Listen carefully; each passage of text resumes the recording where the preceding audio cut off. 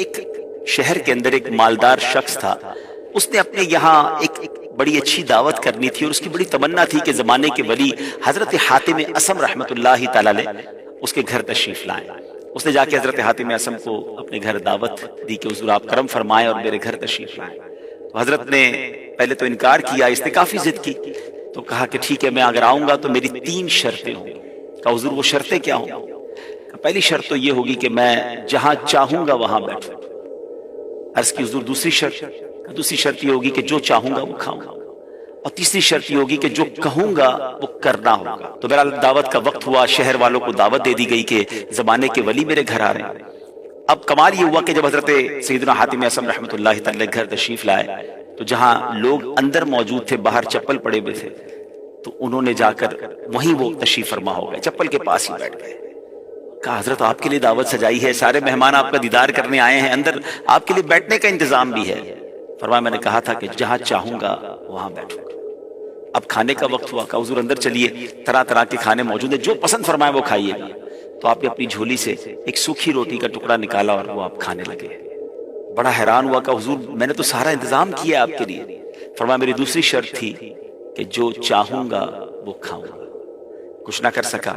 اب وقت ہوا، دعوت کا اختتام ہوا، لوگوں نے طرح طرح کے کھانے کھائے اور بڑے مزے سے کھائے، مگر اس کے بعد اب آپ نے فرمایا کہ میری تیسری شرط کا وقت ہو گیا ہے، ایسا کرو ایک بڑا سا چولہا لاؤ اور اس کے اوپر ایک توا جو ہے وہ رکھ دیا جائے اور اسے اور خوب گرم ہونے دیا جائے۔ اس توے کو گرم کیا گیا اور آپ اپنے چپل اتار کر ننگے پیر اس توے پہ کھڑے ہو گئے اور آپ نے کچھ اس طرح فرمایا کہ یا اللہ میں نے آج کے کھانے میں یہ ایک سوکھی روٹی کا ٹکڑا کھایا ہے، اور یہ کہہ کر آپ نیچے تشریف لے آئے۔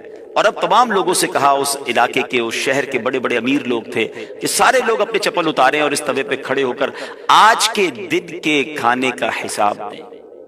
تو لوگوں کے چیخیں نکل گئی کہ حضور آپ تو اللہ کے ولی ہیں، آپ اس توے پر ننگے پیر کھڑے رہ سکتے ہیں، اس قدر سخت گرم توے پر ہم کیسے کھڑے رہ سکتے ہیں؟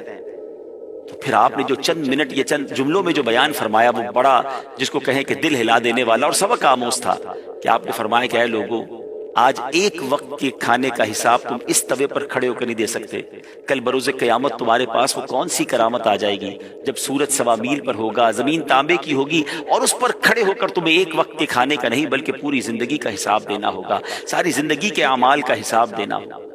آپ کی اس بات کو سننے کے بعد لوگ زاروں کے تار رونے لگے، کئی لوگوں نے اپنے گناہوں سے توبہ کی۔ تو میرے پیارے اسلامی بھائیوں، اللہ والے ان کا انداز کیسا ہوتا تھا اور کس قدر سبق آموز وہ بات کیا کرتے تھے۔ اگر آج بھی ہم بھی سوچیں تو زندگی میں اس قدر مگن ہیں کہ ایسا لگتا ہے اپنی آخرت کو ہم بھلا بیٹھے ہیں۔ ہم شاید یہ سوچنا چھوڑ دیا ہے کہ دنیا میں تو ہم اپنے اکاؤنٹس کا حساب کرتے ہیں، کچھ لوگوں کی جون جولائی میں کلوزنگ ہوتی ہے وہ اس میں بیزی نظر آتے ہیں، کچھ کی دسمبر میں کلوزنگ ہوتی ہے تو وہ اس میں اپنے حساب کتاب میں بیزی نظر آتے ہیں کہ سال بھر کا حساب دینا ہے، ٹیکس کا حساب دینا ہے، اسٹاک کا حساب دینا ہے۔ مگر کبھی اکیلے میں بیٹھ کے یہ سوچا کہ ہم سب کو مرنے کے بعد اپنی پوری زندگی کا بھی کہیں حساب دینا